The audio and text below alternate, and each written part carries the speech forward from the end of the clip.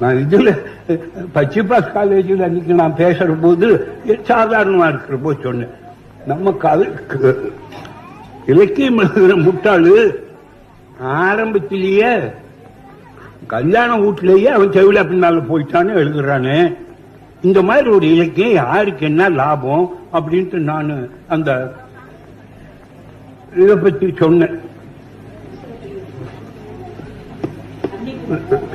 சிலப்பதிகாரத்தை பத்தி அதுக்கு அந்த பொண்ணுவன் ஒரு பையனை பிடிச்சி உட்கார்ந்துட்டு, நமக்கு சரியா படிக்க தெரியல, ஆண்கனால் இதையெல்லாம் குற்றம் சொல்றோம், அவன் பண்ணது அவன் ஜவுளா வீட்டுக்கு போனது தப்பு தான், அது அவன் பேர்ல தப்பு இல்ல, கண்ணகே கவர்ச்சியா இல்லை, அதாவது புருஷன் கண்ணுக்கு அழகா இல்லையாவோ அப்படியே சொன்னான். பச்சிபாஸ் காலேஜ் போல நினைச்சேன் நான், இப்படிப்பட்டவனுக்கெல்லாம் போல ஒரு வேலை கொடுத்திருக்காங்களேன்னு. கவர்ச்சியா இல்ல, அதனால அவன் அவ பின்னால போயிட்டான்.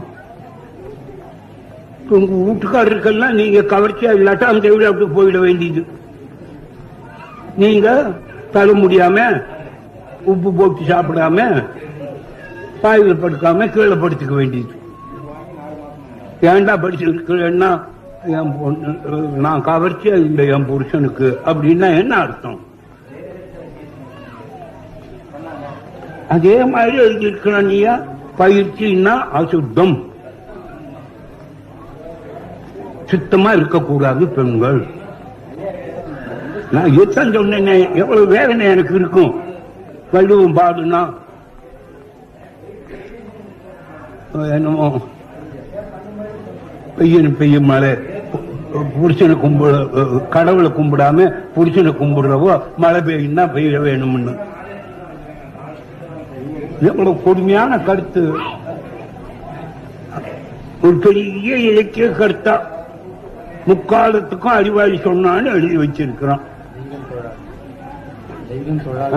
தெய்வம் தொழால் மன்னிக்கணும், நன்றி. சாமி கும்பிட மாட்டா, புருஷனே தான் கும்பிடுவா. அவ மழை பெய்யும்னா பெய்யணுமா, அந்த பெயரை சேவடியால் கும்பிட்டு இருக்கலாம். நான் ஏன் இதெல்லாம் சொல்றேன்னா, இந்த பழைய குப்பையெல்லாம் உங்க மூலையில போட்டு அழித்து வச்சிருக்காங்க. நாம ஏன் முட்டாளா இருந்தோம்?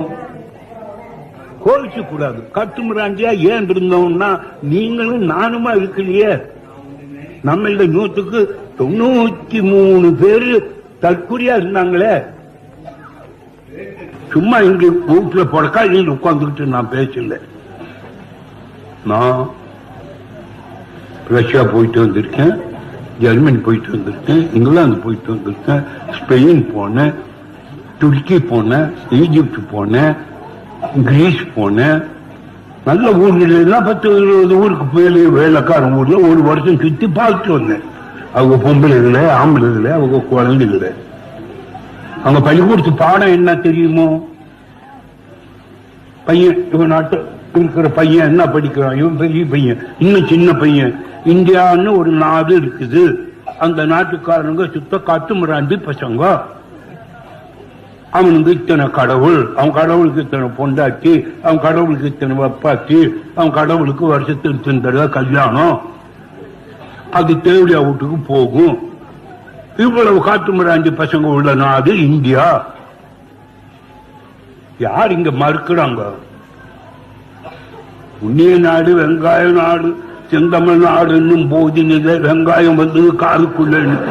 நீ இங்க என்ன கேட்கிற? அவன் என்ன சொல்றான்னு கேட்டாலவா உன்னுடைய நாட்டினுடைய யோகிதை தெரியும். இங்க பாடி போட்டா போதுமா?